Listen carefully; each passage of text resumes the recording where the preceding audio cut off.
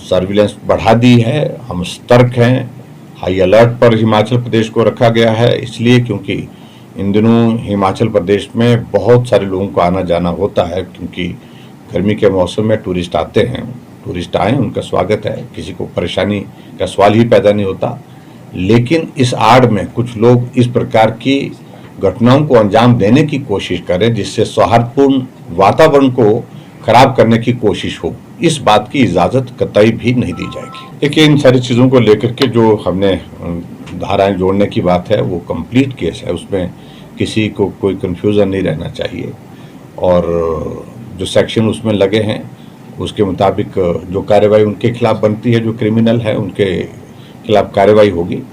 लेकिन मैं इतना जरूर कहना चाहता हूं कि इस सारे मामले को हमारी सरकार ने गंभीरता से लिया है और दूसरी घटना इस प्रकार की आने वाले समय में ना हो, इस बात को सुनिश्चित करने की कोशिश करें। देखिए, अभी इन्वेस्टिगेशन की प्रोसेस है, इसलिए इस पर टिप्पणी करना उचित नहीं है। कल का कार्यक्रम हमारा युवा मोर्चा का है और मुझे इस बात की खुशी है कि युवा मोर्चा के राष्ट्रीय प्रशिक्षण शिविर में हमारे पार्टी के राष्ट्रीय अध्यक्ष जगत प्रकाश नड्डा जी कल आ रहे हैं। उनका मार्गदर्शन होगा और यहाँ के कार्यक्रम के बाद उनका जाना फिर कुल्लू होगा और कुल्लू में एक सभा हमने रखी है, उनका स्वागत रखा है।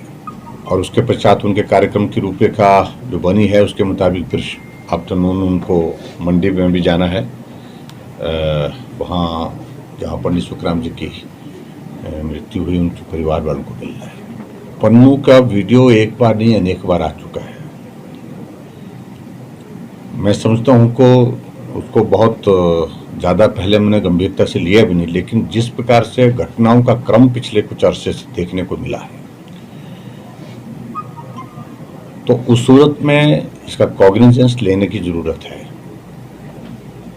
और जो घटना यहाँ धर्मशाला में पिछले दिनों घटित हुई, जहाँ विधानसभा के गेट के पास खालिस्तान का झंडा, झंडे के साथ सब में वहाँ खालिस्तान लिखना,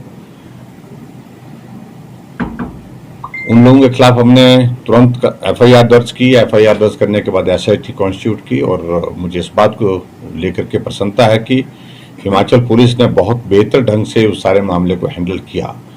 सिर्फ 3 दिन के अंदर एक जो आरोपी उसमें है उसको गिरफ्तार करने में भी सफलता हासिल की पंजाब से। दूसरा अभी भागा है और उस संदर्भ में कोई डिटेल ज़्यादा वो कहने की आवश्यकता नहीं है।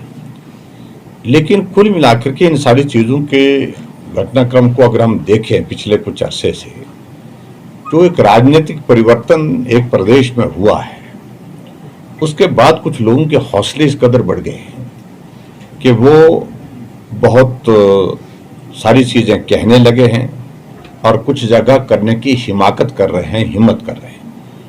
उसको गंभीरता से लेने की ज़रूरत है। मैं सिर्फ इतना ही कहना चाह रहा हूँ।